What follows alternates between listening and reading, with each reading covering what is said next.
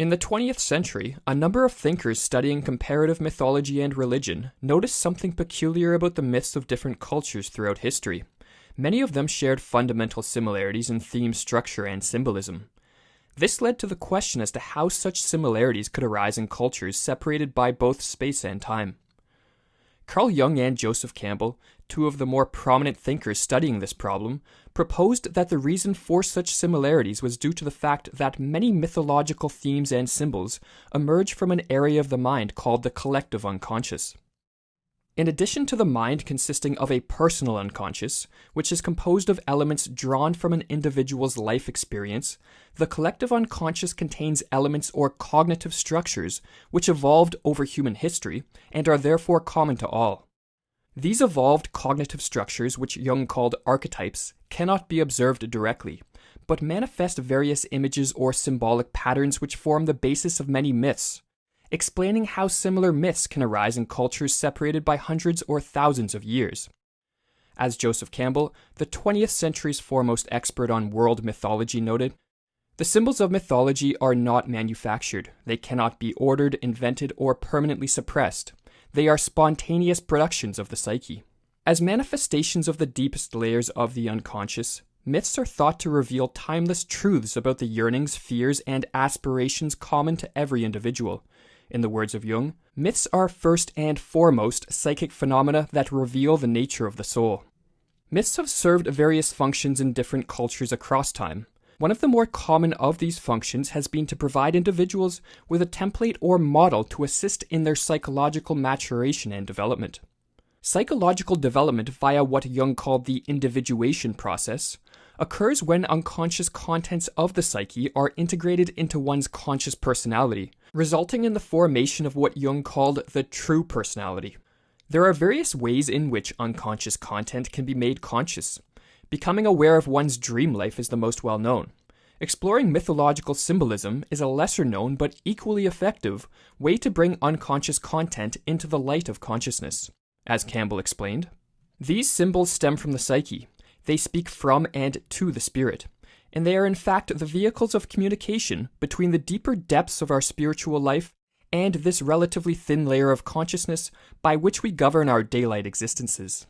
Activating unconscious content is important because the unconscious contains unrealized potentials, which if discovered and integrated into one's consciousness, can result in a personal transformation. To discover and nourish these potentials within, Campbell called the pathway to bliss. Myths of individuals undergoing heroic adventures as they attempt to actualize their higher potentials and find their own unique pathway to bliss are abundant in many cultures throughout history. While these myths vary in detail depending on their time and place of origin, they share a common pattern, which Joseph Campbell coined the myth of the hero's journey. In myths which follow the pattern of the hero's journey, the hero ventures forth from a familiar world into strange and sometimes threatening lands, be it a passage into the desert, a dark forest, or an adventure into the deep ocean. Campbell proposed we view this as symbolic of the individual's departure from their conscious personality into the unexplored regions of their unconscious, in search of the ultimate boon, the unrealized potentials hidden within. For the remainder of the video, we'll briefly trace the pattern of the hero's journey, noting its relevancy to those who, feeling lost and disoriented in life, could benefit from venturing forth into their unexplored unconscious psyche. The hero's journey always begins with a call to adventure. In myths, this call is often personified as an animal the hero encounters, symbolic of one's instincts or gut feelings, which are insightful but too often ignored. In the words of Campbell, "Often in actual life, and not infrequently in the myths and popular tales, we encounter the dull case of the call unanswered, for it is always possible to turn the ear to other interests. Refusal of the summons converts the adventure into its negative. Walled in boredom, hard work, or culture, the subject loses the power of significant affirmative action and becomes a victim to be saved. While the call is often initially refused, not all who hesitate are lost. There are forces within which understand the importance of the adventure and act to ensure the call does not remain unanswered forever. In myths, these forces are often personified as supernatural helpers. In fairy lore, it may be some little fellow of the wood, some wizard, hermit, shepherd, or smith who appears to supply the amulets and advice that the hero will require. The higher mythologies develop the role of the great figure of the guide, the teacher, the ferryman, the conductors of souls to the afterworld. Assisted by internal forces, the hero eventually answers the call to adventure and ventures off into unknown territory.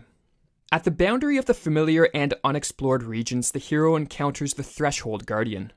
In myths, this guardian is often a menacing being or Mephistophelian figure, which represents one's shadow, the portion of one's personality which has been rejected over time and thus relegated to the surface layers of the unconscious. In myths, the Threshold Guardian instills panic among those unprepared to meet him, just as in real life confronting one's rejected personality can be difficult and distressing. Yet if one finds a way to accept their rejected personality, one gains access to an inner strength which will be of assistance as one descends into the deeper and sometimes threatening layers of the unconscious, as Campbell explained.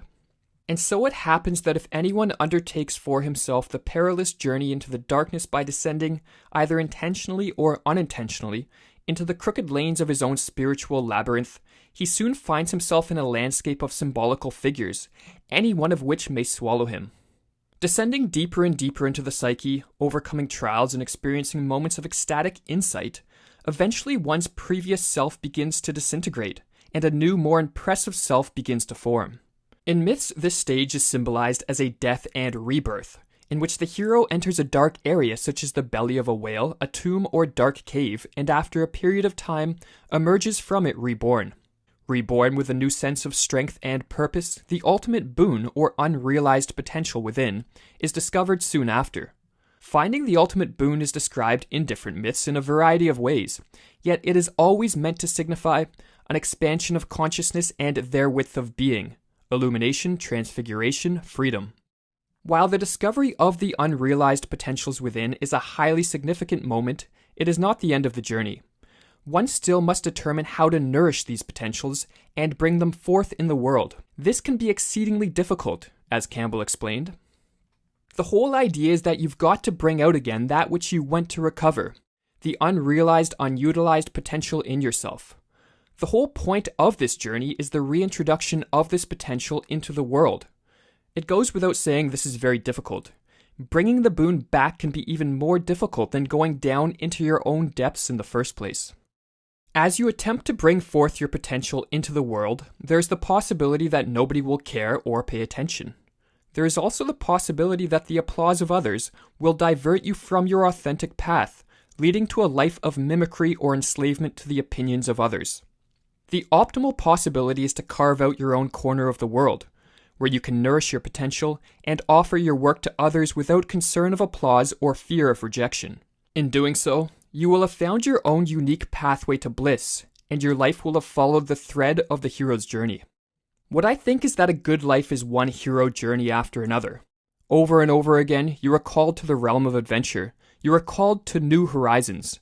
Each time, there is the same problem. Do I dare? And then if you do dare, the dangers are there, and the help also, in the fulfillment or the fiasco. There's always the possibility of a fiasco, but there's also the possibility of bliss.